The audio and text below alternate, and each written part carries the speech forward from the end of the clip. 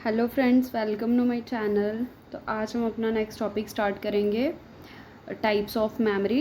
Last time हमने जो अपना यूनिट स्टार्ट किया था वो मेमोरी एंड फॉरगेटिंग स्टार्ट किया था। उसमें स्टार्टिंग के लेक्चर्स में हमने ये डेफिनेशन कवर करी थी, लेवल या फिर प्रोसेस ऑफ मेमोरी आप बोल सकते हो, जो हमने ये कवर किया था, एनकोडिंग, स्टोरेज एंड रिट्राइवल। उसके बाद हम मॉडल्स पे आए थे। तो सबसे पहली अप्रोच हमने पढ़ी थी मॉडल्स के लिए, इंफॉर्मेशन प्रोसेसिंग अप्रोच, जिसमें आपका स्टेज मॉडल आया था जो एटकिंसन शिफ्रिन ने दिया। उसके बाद आ गया आपका,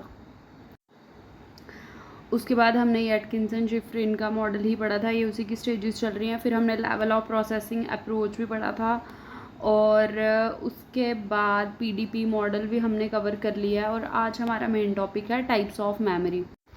तो ये रहा हमारा टाइप्स ऑफ ह्यूमन मेमोरी है, ये ना कि कंप्यूटर मेमोरी की बात हो रही है, पहले आपको ये पता होना चाहिए। और जिसको बिल्कुल डिटेल में जाना है, आप 11th की एनसीईआरटी जाके चेक कर सकते हो, वहाँ बिल्कुल डिटेल में बेसिक से स्टार्ट करवाया है, और ये भी बेसिक से ही है जो मैं करवा रही हूँ अब, ठीक है। तो टाइप्स ऑफ ह्यूमन मेमोरी आ गया, या फिर ठीक है, टाइप्स ऑफ ह्यूमन मेमोरी।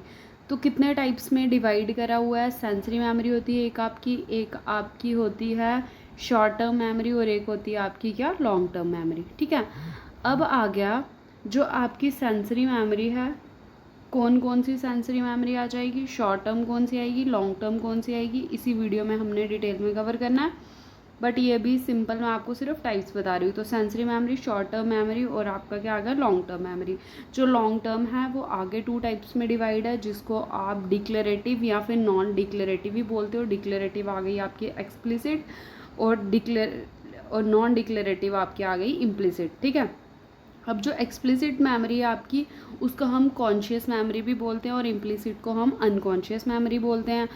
इसको कॉन्शियस क्यों बोलते हैं? क्योंकि, और इसको वॉलेंट्री बोलते हैं, और इसको नॉन वॉलेंट्री बोलते हैं। कॉन्शियस इसलिए बोलते हैं कि जो भी इसमें हम आंसर करते हैं वो कॉन्शियस वे में करते हैं, और जो हमारी नॉन डिक्लेरेटिव यानी कि आपकी इम्प्लिसिट मेमोरी है, ये आपकी अनकॉन्शियस है। यानी कि इसकी और भी टाइप्स आ गए, जैसे कि प्रोसीजरल मेमोरी आ गई आपका, प्राइमिंग आ गया आपकी, क्लासिकल कंडीशनिंग आ गई आपकी। ये सारे किसके अंडर आ जाएंगे? आपके नॉन डिक्लेरेटिव के अंदर आ जाएंगे, ठीक है। अब जो डिक्लेरेटिव मेमोरी है, इसी को हम क्या बोलते हैं, मेमोरी ऑफ फैक्ट या इवेंट। और इम्प्लिसिट में आपकी, यानी कि नॉन डिक्लेरेटिव में एक टाइप है आपकी प्रोसीजरल, और इसमें स्किल्स और जो भी आप टास्क परफॉर्म करते हो, जैसे कोई ड्राइविंग कर रहे हो, बाईसाइकिल चला रहे हो, या फिर कुकिंग कर रहे हो, जो इंस्टेंट चीज़ें कर रहे हो, ठीक है, वो सारे किस में आ जाएंगे, आपके प्रोसीजर में। कोई भी प्रोसीजर जो आपने सीखा हुआ है, जो आप ऑटोमेटिकली परफॉर्म करते जा रहे हो सीखने के बाद, तो वो आपकी प्रोसीजरल मेमोरी आएगी, और वो सारी आपकी अनकॉन्शियस मेमोरी है। उसके बाद आ गया जो डिक्लेरेटिव मेमोरी है आपकी, इसको आगे 2 टाइप्स में डिवाइड किया हुआ है, एपिसोडिक एंड सिमेंटिक। एपिसोडिक आ गया डिटेल, जो आपको अपनी लाइफ के इवेंट्स, पर्सनल एक्सपीरियंस, ये सारी चीज़ें याद है, वो एपिसोडिक आ गया। सिमेंटिक आ गया मेमोरी ऑफ फैक्ट, या जो भी आपको करंट अफेयर्स वगैरह पता होते हैं, वो आपकी सिमेंटिक मेमोरी में आ जाती है। अब ये जो प्राइमिंग है, ये आपकी नॉन डिक्लेरेटिव का टाइप है, ठीक है। प्राइमिंग में कैसा होता है कि जैसे एक वर्ड से दूसरे वर्ड को आप एनहांस करते हो, जो ऑटोमेटिक चीज़ें निकलती हैं, वो आपकी प्राइमिंग है। जो क्लासिकल कंडीशनिंग लर्निंग की थ्योरी पढ़ते हो, वो भी क्या है आपकी प्रोसीजरल, किसका टाइप आता है, वो नॉन डिक्लेरेटिव का टाइप आता है, ठीक है। ठीक है, तो ये सारी चीज़ें क्या आ गई आपकी, टाइप्स ऑफ मेमोरी का बेसिक सा एक चार्ट मैंने आपको बताया। उसके बाद आ गया एक आपका है परमा स्टोर। परमा स्टोर यानी कि आपका ये सारे PYQ हैं जो प्रीवियस ईयर में पूछे गए हुए हैं, ठीक है। परमा स्टोर आ गया memory of name of family member, multiplication table, तो उसको हम परमा स्टोर बोलते हैं। एक री इंटीग्रेटिव मेमोरी होती है, ये क्या है, memory that are restructured by starting with one memory and then following chain of association with other related memories. इसमें क्या होता है कि एक मेमोरी से स्टार्ट होती है चीज़, फिर दूसरी मेमोरी के साथ, फिर तीसरी मेमोरी के साथ, ऐसे से करके आपको चीज़ें याद आती जाती है। जैसे अगर आपको इस सॉन्ग को आपको बोलने के लिए बोलेंगे, वो भी एक लाइन से दूसरी लाइन कनेक्ट करके कभी कभी पूरा आपको सॉन्ग भी याद आ जाता है। तो उस टाइप की क्या है आपकी ये री इंटीग्रेटिव मेमोरी है। फिर आगे आपका वर्किंग मेमोरी या फिर शॉर्ट टर्म मेमोरी। अब देखो हम शॉर्ट टर्म मेमोरी पे आते हैं सबसे पहले। शॉर्ट टर्म मेमोरी क्या है, मैंने आपको एटकिंसन शिफरिन के मॉडल में डिटेल बताया, आप जाके उसमें चेक कर सकते हो। अब देखो वर्किंग मेमोरी आ गया। सबसे पहले working memory, memory that involve the immediate and small amount of information that a person actively uses as they perform cognitive task. तो मेमोरी ये वो वाली मेमोरी आ गई जो कि छोटे छोटे कामों में जब आपको कोई इन्फॉर्मेशन को रिट्राइव करना होता है, कोई कॉग्निटिव टास्क परफॉर्म करना होता है, तो उस टाइम जो आप अपने एलटीएम से निकाल के लेके आते हो और एक्टिवली चीज़ें परफॉर्म करते हो, वो आपकी क्या आ गई, वर्किंग मेमोरी। अब वर्किंग मेमोरी और जो आपका क्या आ गया, अब जैसे आप कोई भी टास्क को परफॉर्म करते हो, ठीक है, आप कोई टास्क को परफॉर्म कर रहे हो, टास्क को परफॉर्म करते हुए जब आप अपने कोई भी कॉग्निटिव टास्क आ गया, जैसे मैंने आपको कुछ कोई फार्मूला दे दिया और उसके बेसिस पे कोई इक्वेशन सॉल्व करने के लिए दे दी, तो उस टाइम जो आप इंफॉर्मेशन को रिट्राइव कर रहे हो कहाँ, एलटीएम से, एलटीएम से इंफॉर्मेशन आपकी रिट्राइव हो रही है, और कौन हेल्प कर रहा है उस प्रॉब्लम को सॉल्व करने के लिए, वर्किंग मेमोरी, कि उस टाइम आपने उस चीज़ को परफॉर्म कैसे करना है, ठीक है। तो वर्किंग मेमोरी को बहुत बार हम क्या शॉर्ट टर्म मेमोरी बोल देते हैं, बट शॉर्ट टर्म और वर्किंग मेमोरी में एक जो मेन डिफरेंस है वो ये है कि जो आपकी शॉर्ट टर्म मेमोरी है वो क्या कर रही है, सिर्फ इंफॉर्मेशन को स्टोर करती है, ठीक है, सिर्फ इन्फॉर्मेशन की स्टोरेज होती है आपकी शॉर्ट टर्म में, बट जो वर्किंग मेमोरी है वो स्टोर भी करती है इन्फॉर्मेशन को और मैनिपुलेट भी करती है, ठीक है। ये एक डिफरेंस है, नहीं तो हमें लगता है कि वर्किंग मेमोरी ही शॉर्ट टर्म मेमोरी है, बट ये उसी की एक कैटेगरी है, उसी के अंदर हम इसको क्लासीफाई करते हैं। और इनके लिए ब्रेन का कौन सा पार्ट आपका रिस्पॉन्सिबल है, प्रीफ्रंटल कॉर्टेक्स रिस्पॉन्सिबल है, ठीक है। डिफरेंस मैंने बता दिया, शॉर्ट टर्म में सिर्फ स्टोर हो रहा है और इसको हम प्राइमरी और एक्टिव मेमोरी भी बोलते हैं। प्राइमरी एंड एक्टिव मेमोरी को ना आपकी short term memory. Working memory क्या आ गई, जहाँ पे इंफॉर्मेशन स्टोर भी हो रही है और मैनिपुलेट भी हो रही है, ठीक है। अब वर्किंग मेमोरी के कंपोनेंट कौन कौन से हैं, सेंट्रल एग्जीक्यूटिव, फोनोलॉजिकल लूप और विजुओस्पेटियल स्केचपैड, ठीक है। अब जो फोनोलॉजिकल लूप और विजुओस्पेटियल स्केचपैड है, ये क्या है, इन्हीं को हम एपिसोडिक बफर भी बोलते हैं, और एक कंपोनेंट इसका आर्टिकुलेटरी लूप भी है, सॉरी एक आर्टिकुलेटरी लूप अलग से है, बट जो ये तीन कंपोनेंट है, सेंट्रल एग्जीक्यूटिव, फोनोलॉजिकल और विजुओस्पेटियल, ये किसके हैं, आपके वर्किंग मेमोरी के हैं। 2021 में इन्होंने पूछा है, बट कभी कभी सीधा क्या पूछ लेते हैं, इन दोनों की जगह वो एपिसोडिक बफर पूछ लेते हैं, किसमें, फोनोलॉजिकल की जगह और विजुओस्पेटियल की जगह। अब एपिसोडिक बफर क्या होता है, use to integrate and store briefly the information from phonological and visuospatial sketchpad. अब एपिसोडिक बफर क्या करता है, ये एक साथ इन्फॉर्मेशन को इकट्ठा करता है और स्टोर करता है, कौन कौन सी इन्फॉर्मेशन को, जो दो इन एरिया से आ रहे हैं हमारे पास, ठीक है। एक हो गया आपका आर्टिकुलेटरी लूप, तो ये क्या है, इसको हम बोलते हैं verbal storage system of working memory. तो जो भी आपका वर्बल स्टोरेज सिस्टम है मेमोरी का, उसको आर्टिकुलेटरी लूप बोल रहे हैं, बट उसमें जो सिर्फ वर्बल स्टोरेज के लिए रिस्पॉन्सिबल है वो आपका फोनोलॉजिकल लूप है, ठीक है। वर्बल स्टोरेज क्या आ गई, जैसे कि आप किसी चीज़ को याद कर रहे हो तो आप ब्रेन में उसको एकदम से ऐसे बोलते हैं ना, हम अपने मन में ही बार बार उसको रिपीट करते हैं, तो वो जो वर्बल स्टोरेज हो रही है उसके लिए कौन रिस्पॉन्सिबल है, आपका फोनोलॉजिकल लूप, ठीक है। अब आ गई उसके बाद आपकी टाइप ऑफ मेमोरी, यानी कि आपकी एलटीएम आ गया, लॉन्ग टर्म मेमोरी। आगे डिक्लेरेटिव और नॉन डिक्लेरेटिव में बोल सकते हैं, डिक्लेरेटिव और प्रोसीजरल भी आप बोल सकते हो। डिक्लेरेटिव को होल एज ए होल हम क्या बोलते हैं, मेमोरी ऑफ फैक्ट, और इसको हम नॉन डिक्लेरेटिव बोल रहे हैं, मेमोरी ऑफ स्किल्स है आपका। फिर आगे ये जो टल्विंग थे, इन्होंने क्लासीफाई किया डिक्लेरेटिव मेमोरी को 3 टाइप में किया इन्होंने, एपिसोडिक, सिमेंटिक।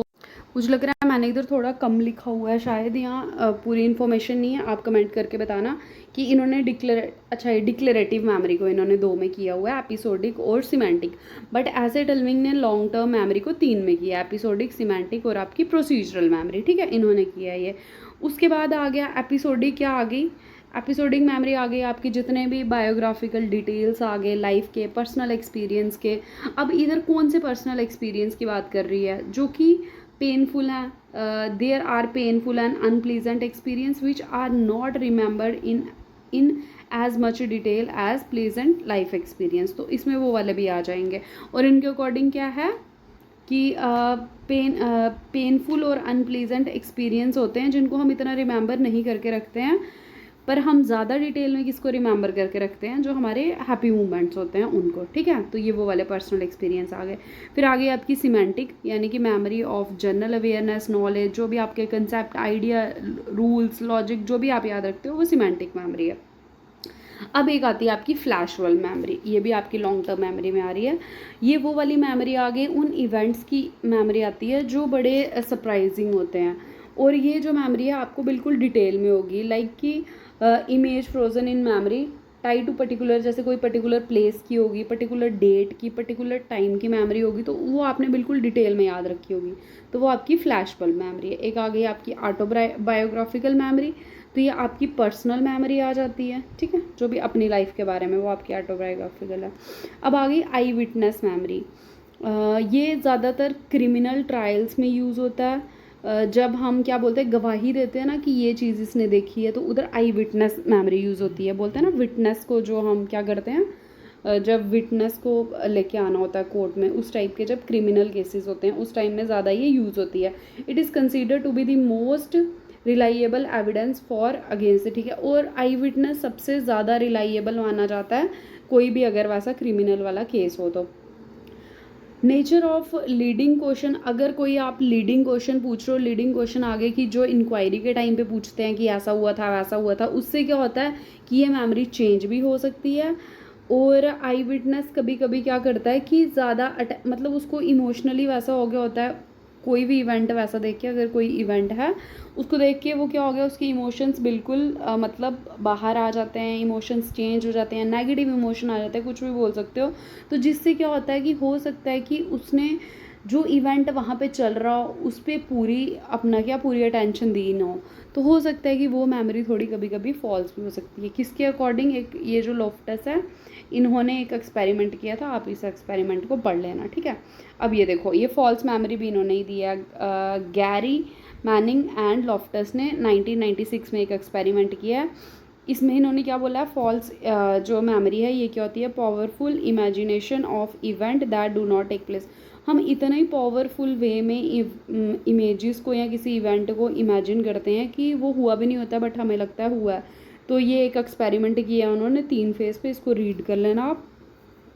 और इसके अकॉर्डिंग क्या है कि हम मेमोरी को किसी में इंड्यूस कर सकते हैं, इम्प्लांट कर सकते हैं इमेजिनेशन की हेल्प से, ठीक है। और इस एक्सपेरिमेंट में वैसा था कि जैसे चाइल्डहुड के फर्स्ट फेज़ में क्या हुआ, प्रेजेंट के इवेंट, उनको लिस्ट ऑफ इवेंट बताए कि आपकी बेस्ट चाइल्डहुड मेमोरी कौन सी है। सेकेंड वीक में उन्होंने क्या किया, उन्होंने बोला उसको इमेजिन करो इवेंट को और विजुअलाइज करो जो कि आपके साथ एक्चुअली हुए हैं। तो बहुत बच्चों के साथ क्या वो चीज़ें हुई भी नहीं थी, बट उन्होंने इमेजिन करके उसको क्रिएट कर दिया, ठीक है। तो रिजल्ट क्या मिला, इवेंट विच वर रेटेड लो, जिनको उन्होंने फर्स्ट फेज़ में लो रेट किया था उनको उन्होंने सेकंड में हाई क्या कर दिया, हाई रेट कर दिया। And report those event actually, और उन्होंने ये बोल दिया कि वो इवेंट सच में उनकी लाइफ में हुए हैं, जबकि वो नहीं हुए थे। इमेजिनेशन की पावर से उन्होंने सोचा कि ये हमारे साथ हुआ और उनको सच में लगा कि वो हुए हैं। तो ये बड़ा अच्छा सा एक्सपेरिमेंट है, इसको जाके आप डिटेल में पढ़ना एक बारी, ठीक है। तो ये थे हमारे बेसिक टाइप्स ऑफ मेमोरी जो हमें यूजीसी में पूछते हैं और किसी भी पेपर में पूछते हैं जब आप ह्यूमन मेमोरी के बारे में पढ़ते हो, ठीक है। तो जो इसके बाद हमारा नेक्स्ट टॉपिक आएगा वो आ जाएंगे, हम कुछ 3-4 एक्सपेरिमेंट कर लेंगे, जैसे जॉर्ज स्प्रिलिंग का एक्सपेरिमेंट है, एक चेरी का है, जॉर्ज मिलर के बारे में पढ़ेंगे, हरमन एबिंगॉस के बारे में पढ़ेंगे। फिर उसके बाद हमारा सीरियल पोजीशन इफेक्ट है, रिट्राइवल है फ्रॉम लॉन्ग टर्म मेमोरी, और उसकी कुछ थ्योरीज हैं, और इसके साथ ही हमारा यूनिट कंप्लीट हो जाएगा। और अगर आपको नोट्स चाहिए तो आपको खुद से बनाने होंगे, क्योंकि अब मैं PDF अपलोड नहीं कर पा रही हूँ, उसके लिए सॉरी। तो आप वीडियो देख के भी अपने नोट्स बना सकते हो, और जो पहले वाले नोट्स हैं वो टेलीग्राम लिंक में शेयर हैं, तो आप टेलीग्राम लिंक को ओपन करके और चैनल को ज्वाइन कर सकते हैं और वहाँ से पहले वाले नोट्स ले सकते हैं, ठीक है। कोई भी डाउट हो तो कमेंट करके बोल देना। Thank you.